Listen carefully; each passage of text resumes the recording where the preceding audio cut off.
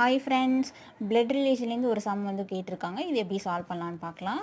M is the daughter of N. O is son of N, also father of P. What is the relation between P and N? ஓகேவா? Solve பண்ணுறதுக்கு முன்னாடி நம்ம வந்து ஒரு simple வந்து கொடுத்துக்கலாம். மேல் அப்படின்னா வந்து பாக்ஸ் போட்டுக்கிறேன், ஃபீமேல் அப்படின்னா வந்து சர்க்கிள் போட்டுக்கிறேன். ஓகேவா? இப்போ வந்து சால்வ் பண்ணலாம்.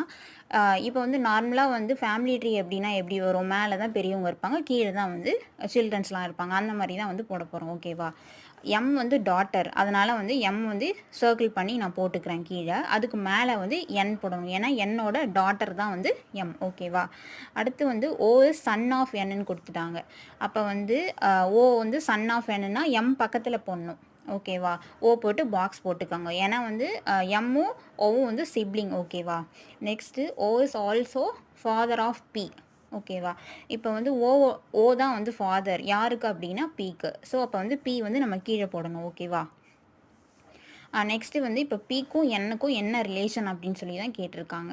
ஸோ இப்போ வந்து அவங்க என்னவாக இருக்கலாம் அப்படின்னா, அங்கே வந்து யாருன்னு வந்து கொடுக்கல, மேலா ஃபீமேலா நமக்கு தெரியாது. ஸோ அதனால் வந்து பாட்டியாக இருக்கலாம், இல்லைனா தாத்தாவாக இருக்கலாம், இல்லைனா வந்து பேரனாக இருக்கலாம், பேத்தியாக இருக்கலாம். ஆனால் ஆப்ஷனில் வந்து என்ன கொடுத்துருக்காங்க அப்படின்னா பாட்டி, கிராண்ட் மதர் தான் கொடுத்துருக்காங்க. ஸோ அப்போ ஆப்ஷன் ஏ தான் வந்து கரெக்டாக இருக்கும். வேறு எதுவுமே கொடுக்கல, ஏன்னா வந்து எங்கள் மேலா ஃபீமேலானும் கொடுக்கல. ஓகேவா? ஸோ இப்போ கிராண்ட் மதர் தான் வந்து ஆன்சர். உங்களுக்கு ஏதாச்சும் டவுட் இருந்துச்சு அப்படின்னா நீங்கள் மறக்காமல் வந்து கமெண்ட் செக்ஷனில் கேளுங்க. பிடிச்சிருந்தா சேனலை சப்ஸ்கிரைப் பண்ணிக்கோங்க. தேங்க்யூ.